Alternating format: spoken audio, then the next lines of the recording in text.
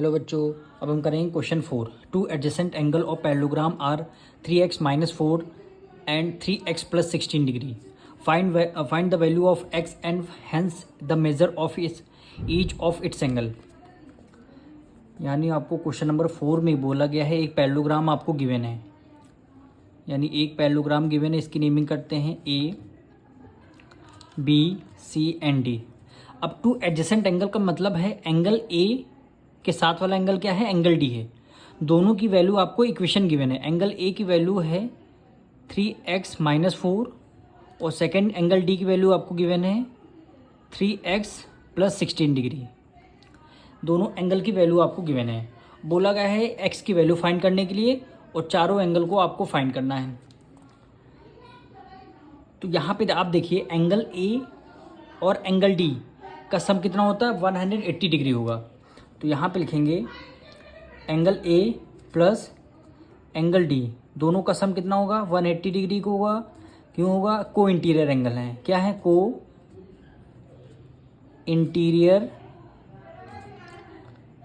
Angle, यानी क्या है, को इंटीरियर एंगल। को इंटीरियर एंगल कौन से होते हैं, दो लाइन जब आपस में पैरेलल होती हैं और ए डी क्या हो गई, ट्रांसवर्सल हो गई, तब दोनों एंगलों का सम कितना होता है, 180 डिग्री का है। तो वही हमारा angle A plus angle D का सम कितना हो गया, 180 डिग्री।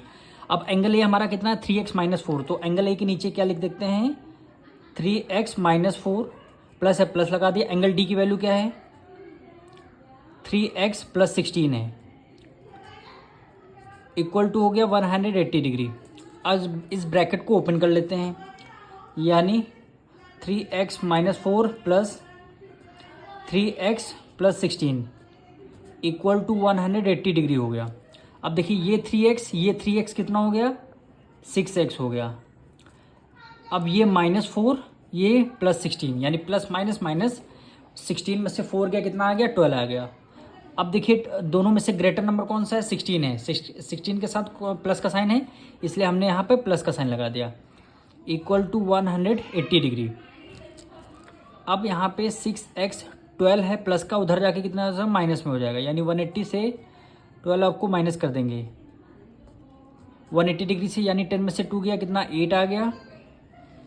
7 है, 7 में से 1 गया, कितना 6 आ गया। यहाँ पे 168 डिग्री, कितना आ गया, 168 डिग्री। अब 6 मल्टीप्लाई में है, इक्वल टू के उस तरफ जाएगा, किस में आ जाएगा, आपका डिवाइड में आ जाएगा।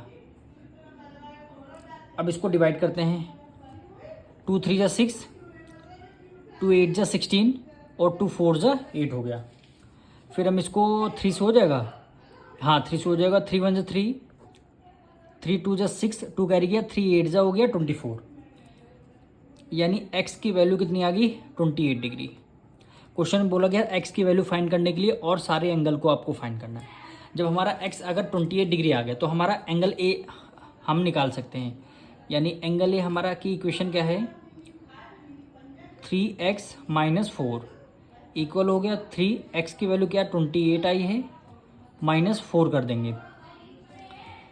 8 3 जा 24, 24 का 4 आया, 2 कैरी गया, 3 2 जा 6, 6 में 2 ऐड किया, कितना हो गया, 8 हो गया, यानी 84, माइनस 4 कर दिया।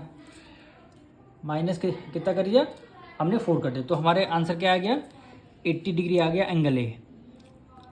एंगल ए अगर 80 होगा तो एंगल ए के सामने वाला अपोजिट एंगल क्या है, एंगल सी, वो भी हमारा 80 हो जाएगा। तो यहाँ पे करेंगे हम एंगल सी हमारा कितना, अगर एंगल ए 80 आया है देखिए, तो एंगल सी भी हमारा क्या हो गया, 80 डिग्री है। तो इसमें रीज़न लिखेंगे opposite angle of parallelogram, opposite angle of parallelogram होगा। अब हम एंगल डी निकालेंगे, जो वैल्यू हमारी एंगल डी की आएगी वही वैल्यू हमारी एंगल बी की हो जाएगी। क्यों हो जाएगी, अपोजिट एंगल ऑफ पैरेललोग्राम, यानी एंगल डी कितना आया, 3x प्लस 16, कितना आया, 3x प्लस 16 हो गया। अब इसमें वैल्यू पुट कर देंगे, 3x की वैल्यू कितना आ गया हमारा, 28 आया है, प्लस 16 कर दिया। 8 3 जा क्या हो गया, 24, 2 कैरी गया, 3 2 जा 6 प्लस 2 कितना हो गया, 8, यानी 84, और प्लस ये 16 ऐड कर लिया। 6 प्लस 4 10, 1 कैरी गया, 8 1 9, 1 कितना हो गया, 10 हो गया, यानी 100 डिग्री आ गया। अगर एंगल डी हमारा 100 है तो एंगल बी भी हमारा 100 होगा। तो यहाँ पे लिख लेंगे एंगल बी इक्वल होगा कितना, 100 डिग्री।